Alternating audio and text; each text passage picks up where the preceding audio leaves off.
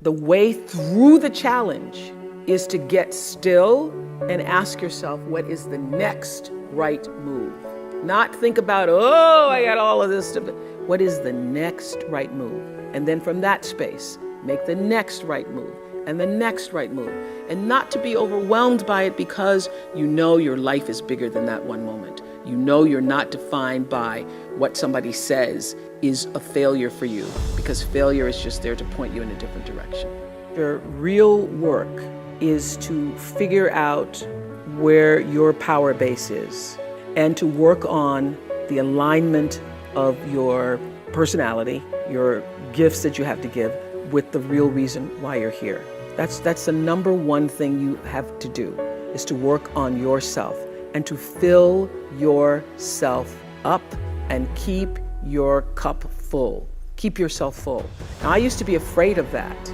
I used to be afraid, particularly from people who say, oh, she's so full of herself. She's so full. And now I embrace it. I consider it a compliment that I am full of myself.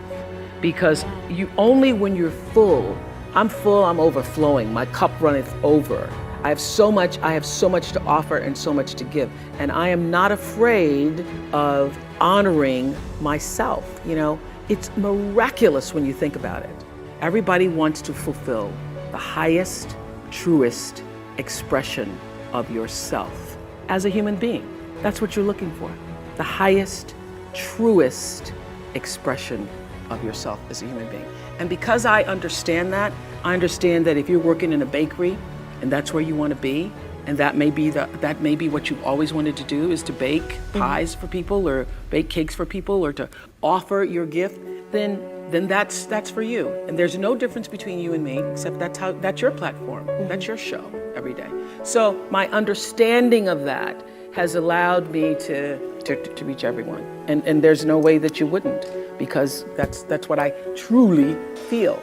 I have paid attention to my life because I understand that my life, just like your life, is always speaking to you, where you are, in the language, with the people, with the circumstances and experiences that you can understand and interpret, if you are willing to see that always life, God, is speaking to you. Now, it took me a while to actually really get this and to understand it, but once I did, I started paying attention to everything. There's a bigger dream waiting for you, just waiting for you to step into it, Your life is big. Your life is huge. And we spend so much time wanting to be in somebody else's life.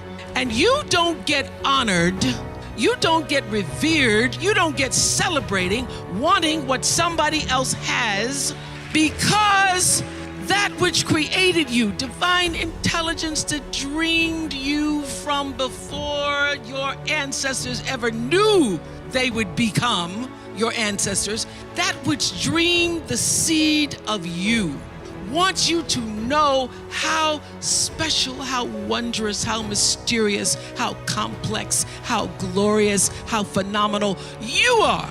And you get no credit messing in somebody else's territory.